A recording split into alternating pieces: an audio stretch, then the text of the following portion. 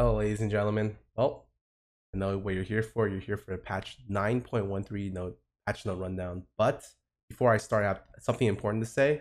This may be my last patch note rundown for a little bit, or at least a while. Recently, speaking, I've been playing a lot of teamfight tactics, and it's kind of taken over my channel, both my YouTube and my Twitch channel, in a kind of crazy way. Something I never expected. Um, I always wanted to only do these patch note rundowns in situations where I was playing the game actively, so I can talk about the meta game and really give my experience and insight onto the changes. But if I'm not playing the game as consistently as I was, or as consistently as I was before, then I feel like my patch note rundown has no substance. Like, I'd rather just not do them than try to give you guys some bullshit reason on why X change or Y change makes sense. This is the last patch note rundown I'm going to do for a little while, at the very least, because I still feel pretty confident in the current state of the meta. I still watch a couple games. I played like at least within the last 2 weeks, so I'm good at being able to cover most of the stuff. But yeah, just a heads up, this is probably going to be my last one for a bit. Anyways, bad news aside, let's get this started. So patch 9.13.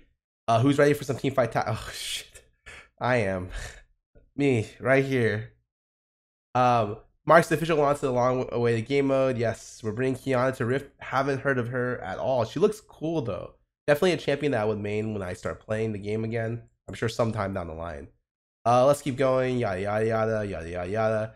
EFT. I know it's taking over my life. I know she's sick. Cool. Corky. Okay. Our ammo bar now reads left to right. The ARAM package got adjusted. Why don't they have separate ARAM changes in the ARAM section? When did they start changing ARAM inside the balance section at the very beginning? Okay, irrelevant. Let's keep going. Diana, quality of life changes. We've recorded the Diana queue so it feels better when casting. Most of the improvements are pretty subtle, so we're listed a couple of them more explicit upgrades to make sure you know about them. Now reveals fog of war. Awesome. So when you're face checking jungle or trying to clear like the sides and stuff, you can see things in the bush. That's actually really, really nice. Cast more consistently, aim toward the cursor, travels faster, also really nice. Really, really nice quality of life buffs to the champion. She's still not that great. I still wish they'd fully rework her, because I feel like you could just be a lot cooler if you're a lunar champion. But Celebi. Let's keep going. Malawi. Oh wow, these are a lot of changes. Okay, so before I talk about Malawi, let me talk what I think about her. I think she's actually just a counter pick champion. She's supposed to be there when the tank meta is really, really prevalent, and when a lot of tanks are going around. You pick her when there's Maokai up on the top lane, when there's Scion, and Malawi just slaps the shit out of those champions. Especially if it's a double tank meta, like tank jungle, tank top lane, or at the very least melee, double melee, right? Like tank top lane, melee jungle. Malawi can do a lot of work, turn a ton of 1v2s, give a ton of pressure, and generally speaking, be like an unkillable split pusher. Also, excellent team fighter as well. As long as the other team doesn't have much CC or kite ability. So I think that like she's just not really well suited in this meta and hasn't been for a long time. But that doesn't necessarily mean she's bad. If someone does pick something like Scion on top or Maokai top, Malawi just comes back in full force. But that's just not been the case for a while. I don't necessarily know if I have a big problem with that. I still think when she is a counter pick champion, she's very, very powerful. But I do think, I guess, after so long of not having a tank potential top lane, that maybe changing her might be for the better. Anyways, let's keep going. So what do they do? She should feel better to play, stronger in general when you add up the small quality of life buffs. Okay. There's a new tentacle AP ratio. I don't know why that matters. Now ping Prophet of the Elder Gods cooldown. Oh, the passive? Okay. Tentacles to spawn after allowing left the area for 30 seconds. Okay, so she gets punished when she backs. That's a nerf. Enemies gain vision of tentacles through fog within 1,000 range. Okay. Helpful. Enemies no longer get global vision of her attacking tentacle. It's really nice. Good quality of life buff. Fix the bug where tentacle slams that were mid-fight when Malawi died dealt no damage. Okay, that's cool. That's really nice. W has new minimum damage. Okay. Minimum damage known as bonus damage to turrets. Oh, that's crazy. She becomes a way better split pusher then. Especially in situations where a lot of Malawi's were already going Trinity Force, because it's just better against non-tanks, and even if against tanks with Conquer, Trinity Force was doing a lot of work. So she becomes an even more excellent split pusher. This might make it so it's more tempting. Originally, you were putting in like maybe like 2 or 3 levels into W in harder matchups after E. But like in this situation, maybe people might put in more points in the W, even though Q cooldown goes less. Or interesting. Okay, I like it. Cast the spirit, reduce spirit duration, no longer reduces each time she's damaged. Base second is 7 seconds. So she's harder to scrap. Time between 10. What? The tentacle attacks hit every 5, 4, and 3 seconds? Wait, that's a huge change from 10. The only time 10 is good is when they're backing and they're running away and they have to wait like 10 seconds in between the tentacles to back. Like, but that kind of doesn't work because if they actually know how the champion gets played, after the tentacle slams once, you just stand next to the tentacle and it can't spawn in that area again and they can just back. But most people don't know that. So they spend like 20 seconds just like getting eaten by tentacles and their back gets stopped. But for everything else, like this is great. Holy shit, what a nice buff here. And this buff means that she can't lose her spirit as she gets like scrapped on, you know? Which is really, really good in like 1v1, potentially 1v2 situations. Especially against like high attack speed attackers. Maximum damage. Oh, she summoned 6? Leap of Faith tentacles can no longer despawn. So generally speaking, it's just buffs all around for her. They actually didn't increase her by that much at all. They gave her a little bit of minimum damage on W, so maybe she could trade a little bit better one-on-one. But for the most part, most of this stuff comes from the E. She's still going to be heavily good at counter-picking tank top laners. Maybe she'll be a little bit better against melee threats as well. She's still somewhat mainly unplayable against ranged champions unless you punish them really well. But yeah, it's really interesting. I do like that they didn't buff her too much. I think that a lot of the quality of life buffs are going to be the stuff that people care about the most, like the vision nerf, the slam still happens when she dies, no longer global vision of attacking. Yeah, all this kind of stuff. And then the tentacle time between tentacle attacks is really, really nice, especially in 1v1 close situations. I think it's very, very nice. I like it. Really, really nice. And for people who don't know, I play like a decent amount of Alawi top lane. She was one of my more played, I think, last season. So I do have a little bit of an idea of how the champion works top lane. Karma, base E movement speed decrease. Okay, this champ was literally last patch, they buffed her Q and they made her E a full second more. And I was just like, this is probably going to be too much. And it turns out she became like one of the highest win rate champions in the game. So now they're going back. So they're pulling back her E buffs by the full second again and still leaving her Q slow buff. The Empower E is at least still 2.5 seconds. I think that's nice. That's a good way to balance the two. But I'm not surprised she became 2 over tune. Good nerf. Or Q damage ratio increased. Won't matter. 0.1. Nice. It won't matter. Pike. Okay, we're targeting solo lane Pike because his strong anti-harass skills makes him impossible to avoid death traps if he gets too far ahead. To help curb that, we're specifically hitting his wave clearer. Okay. So making his movement speed go up to 60%. Their single target no longer deals 50% bonus true damage. Cooldown goes down. And E no longer does damage to minions. So it's pretty much impossible to play even if you go it's terrible. Okay. So you can't wave clear with Q. You can't wave clear with E. EQ with Tiamat. It's literally impossible to play this champion solo lane now for the most part. This isn't how I would imagine you do the nerf to Pike. The way I played a lot of solo, a lot. I thought the champion was stupid, needed to be nerfed. But the way I always thought of nerfing him was you just hit the ultimate because the way his ulti is balanced is based around the level of Pike when he casts it. So that's why it's so crazy because the base damage value of him at like 11 is like super high, like 400, right? But a support Pike will never be level 11 normally. But the way that it works is that's the case in this game. I would have rather done it to where they just put the level incentive on the ulti onto his actual ulti numbers, right? As alone to his passive. So make it so that he gains large chunks of his ulti damage at 6, at 11, at 16. So you can kind of work around Pike. You know, you can kind of work around like, okay, well, you can punish Pike better between 6 to 11 and punish him between like 11 to 16. I guess they couldn't do that now that I think about it. Because almost no support hits level 16 at the very end.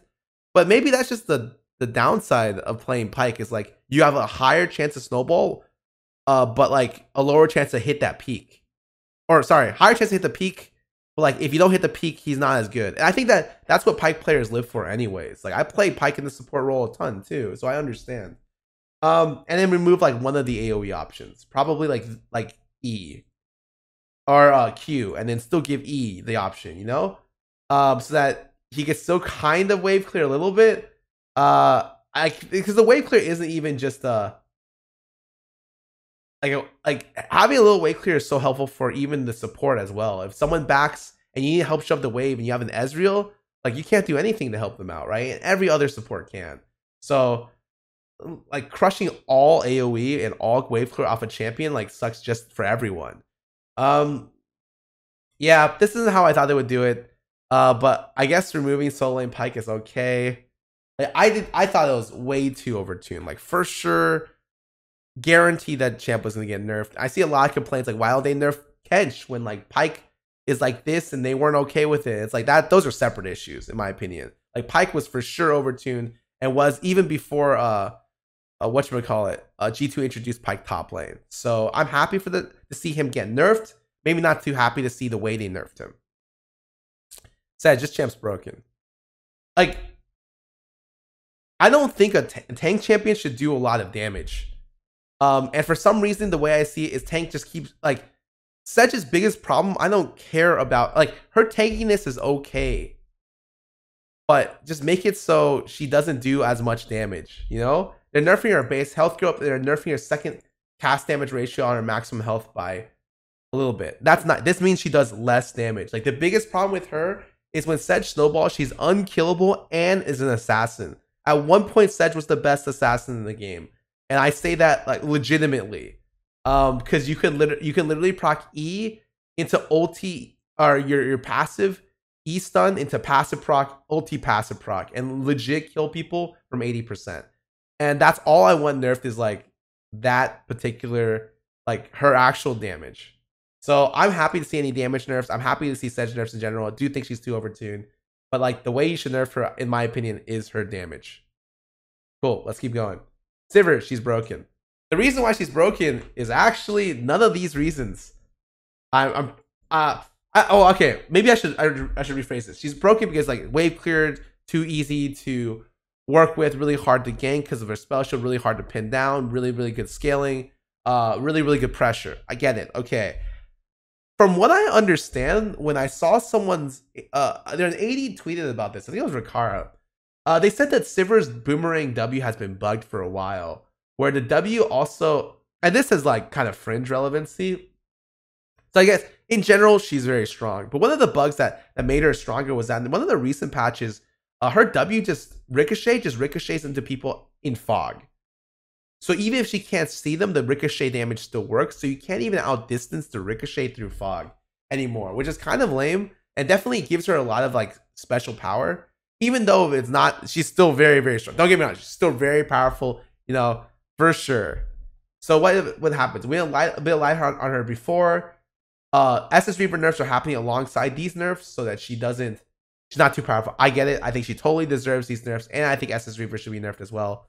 Good job, Riot. But that one bug, I don't know if it actually exists, but when I read that, I thought it was a big problem or somewhat big problem for her. Let's keep going. Q. Or sorry, Sona. Q damage ratio decreased. Sona's broken. Like she is too good at what she does and scales way too well. Even if she goes like 0-3, it's like not enough. Because the way she impacts the game is too much late game. Super I don't want to say brainless champion, but like her skill floor is not at a very high place. Let me put it that way. And like she seems like if you're even into 15 minutes, free win for you, right? And I don't think that should ever be the case.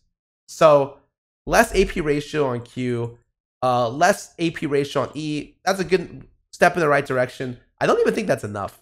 I'm pretty sure she's gonna need to do more nerfs in the future. But But I'm at least happy to see something go, you know? Cool. Silas. Base attack damage, health growth increased, W base increased.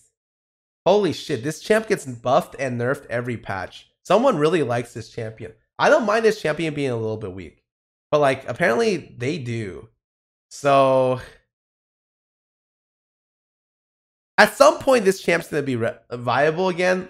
And the problem is Silas is always gonna be like destructive because this is a champion that requires like at some point when he hits his item spike, as long as you can pilot the champion mechanically, he's super disruptive. Due to how much damage he can do with his passive, chained together with his abilities, and how much sustain he has with his abilities, like his kit is overtuned once you get a lot of CDR, which happens around like the 2 item mark in the game. It's just, can you get there before you're like and be useful before the game's over? And like these buffs make it so that he can more consistently. 10 more health growth, isn't that more than Sejuani got nerfed? It's the same that Sejuani got nerfed, right? But all of these are helpful. Maybe this encourages a W max build playstyle again for the first time ever. Not sure. But I do think that like this is a very, very hard champion to balance, and I see him buffed and nerfed every patch. I think he needs a little bit of buffs, to be fair. But he's just going to be a problematic champion to balance in general. I'm not even against his buffs. I think all of them are reasonable, but just you gave yourselves a problem child, right? This is the next rise for you guys, for sure. Syndra, mana growth increased. So, okay.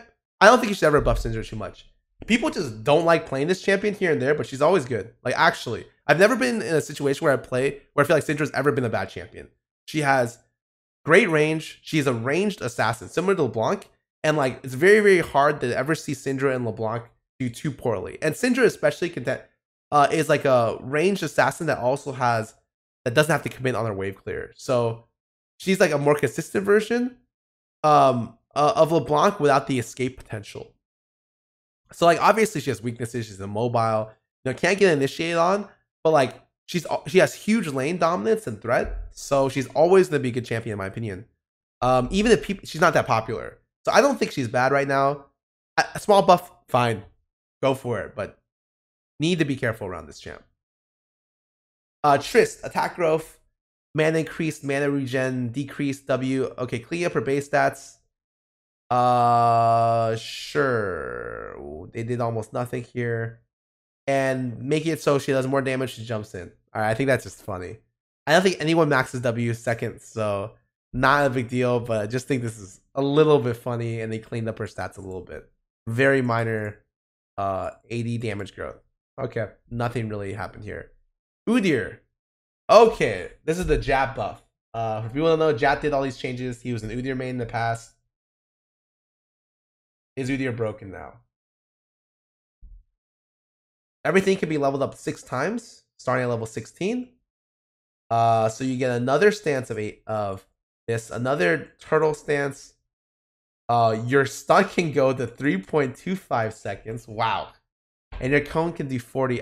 Definitely the standouts are going to be here and here, because they're the biggest. Notice the Phoenix stance doesn't increase the AP ratio, which is a big deal. So the AD ratio actually increasing is a huge one, and then the E stun duration and the movement speed increasing is a huge one. So these are the 2 standouts, the Q and the E. I think. Oh, they also buffed Phoenix stance a little bit early. I'm not huge on Udyr always going Q every game. I'm a player who likes the versatility of like, maybe sometimes they should go Phoenix in games where like they need, I don't know, whatever Phoenix stance brings, more AoE, right? Less burst damage than Q, 1v1 burst damage. But right now everyone goes Q because it's the best thing, because skirmishing is so powerful. I think it'd be nice to be able to make Phoenix at a similar power level as Tiger, but I don't think this is a patch. But this small stuff will help a little bit. 10 more damage, 15 damage, 20 more damage. Definitely helps a little bit. Okay. Overall, nice. I don't care about what happens to champions at level 16. I think Udyr scaling sucks ass. So at 16, like, he needs all the help he can get. Like with this stuff, it's still not gonna matter. But for sure, this is probably gonna be the biggest thing, and this is the second biggest thing. Cool. Responsiveness pass. Jarvan EQ. Oh, this is nice. Tryndamere E, Kennen E. Okay. Items. Essence Reaver. Well, they buffed this recently and they nerfed it again. So they nerfed it by 100 gold and they made it so it costs pickaxe. This is a bigger nerf than it seems, because the difference between pickaxe and BF is what, 400, a little bit over 400 gold, or a little bit over 300 gold. That's a big difference. Like in lane, sometimes I can't get 1300 gold, and it sucks ass. So definitely a decent nerf, because you have to wait, I think, 40 CS to get a BF sword, 35 to 40 CS in lane. And if you get pushed out before that happens, you have to buy the call fields, and it's just the worst buy. So interesting nerf. I like it. I think it's a little bit too strong. Okay, Randuin's. I don't think Randuin's is bad. What the hell? What were people buying for armor anyways? Randuin's. No one bought anything else. Sorry, they bought the armor MR item that is has an active that stacks with Warmogs. That was the other thing they bought, but just the team fight. But Randuin's for me is like, okay, they have crit, they have attack speed. You want a better initiation, you pick up Randuin's, and I think that's very reasonable. It's the best. It's the best armor on. I don't see people going Sunfire over this consistently. I don't really see people going Thornmail that much. I don't really see people going the move speed item. So move speed health item that escapes my mind. Holy shit. Health, armor, move speed, whatever. It's not a big deal. So I'm surprised to see this buffed. This is nice for people who are looking to buy Randuin's. Okay. I don't mind. I think that maybe the tank items in general should be a little bit higher, because the damage is pretty strong right now. But just surprised they decided to buff Randuin's of all things. Roa ends up being a little bit cheaper. I think everyone's been skipping Roa a lot, and even on champions that you'd want Roa on, like Caston and Anivia, people are just like potentially skipping it because the games are a lot quicker. So making Roa cheaper makes a lot more sense, especially in this meta. In preseason, like the games are more relevant earlier. Nice, and nice skins. Again, guys, thank you guys so much for tuning in. And I don't think this is gonna be my last patch note rundown, but at least for the immediate future, it will be. Peace.